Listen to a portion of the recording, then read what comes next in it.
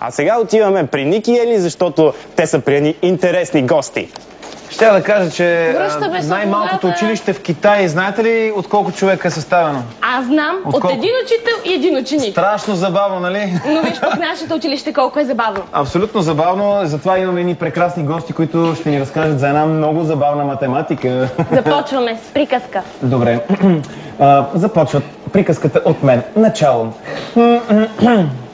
Моите приятели ме наричат триъгълник, всъщност моите приятели ме наричат покривчо.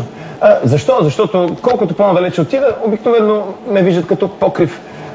Обаче, бихте ли ми хвърлили нещо отгоре? Много ви благодаря. Много странно. Понякога ме мисля за качалка, което никак не е добре. И ми е тъжно, и ми е тъжно. А ти кой?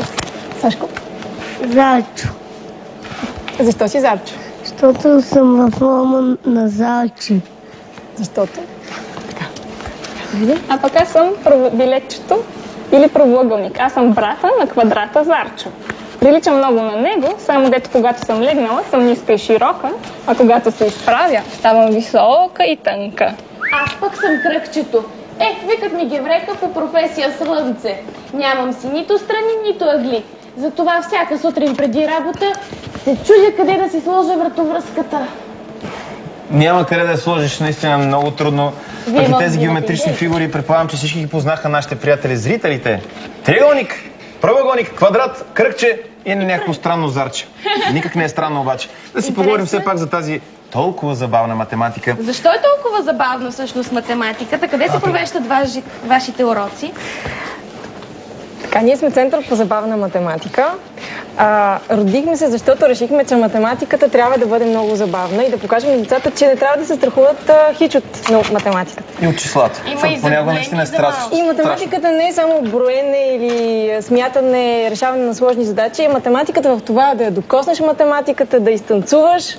Тук Сашко може да покаже как ще изтанцува числото 8, например. Можеш ли да изтанцуваш? Може да изтанцуваш това число? Числото 8. Много странно. Ето това е числото 8. Това ли беше танко? Това е числото 8. Математиката е във всичко. В ежедневието, в природата. Ние това се опитваме да покажем чрез нашите занимания по забавна математика. Приказката, която ви показахме преди малко, е малка част от приказката за геометричните фигури. А за по-големичките от 8 до 10 годишна възраст имаме най-различни други неща.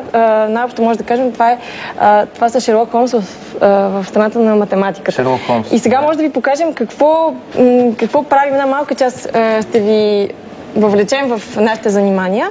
А иначе заниманията се провеждат в Център по забавна математика. И ние сме забавна на математика.com. Може да видите за нас. Така. Едно от най-практичните неща, на които може да ви научи математиката, е как да пишете тайни съобщения на вашите приятели.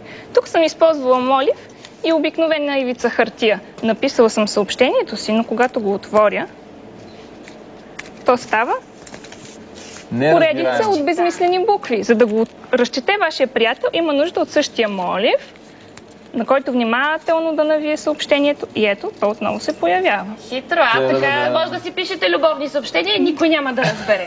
Друг метод е огледалното писане. На пръв поглед отново изглежда неразбираемо. Всичко, от което ни е нужно, е едно огледало, с помощта на което задръжте. Огледалното писане е лесно. Да, мисля, че го видяха всички. С помощта на огледалото всичко става ясно. Ако обаче този метод не ви се струва достатъчно таен и имате нужда да напишете една истинска тайна, предлагам да използвате разбъркващи кодове или известни още като шифъра на Цезар. При него имате възможност за 29 различни кодове. Например, ако поставите малкото колело срещу буквата Е и започнете да кодирате буква по буква, то ще стане Ч. И се получава отново безсмислица, която не може става Е и ще получите ЧОТ. Което, ако някой го намери, изобщо няма да разбере за какво става въпрос. Само човек, ако знае кода, бързо ще се справи. И нещо за домашно, една задачка. Ето тук имаме една везна, която я правим на нашите занимания. Съвсем обикновена везничка. Имаме 8 камъчета. Необикновена везничка. Най-необикновената математическа везничка. Имаме 9 камъчета. Едно от тях е фалшиво. Така. Как ще открием кое е фалшиво, имайки предвид, че всички останали камъчета тежат еднакво? Едно от тях е малко по-тежко и само с 2 измервания трябва да открием кое е фалшивото камъче. Значи 9 камъчета и 2 измервания. Верният отговор на matematika.zabavna@gmail.com. Очакваме ви!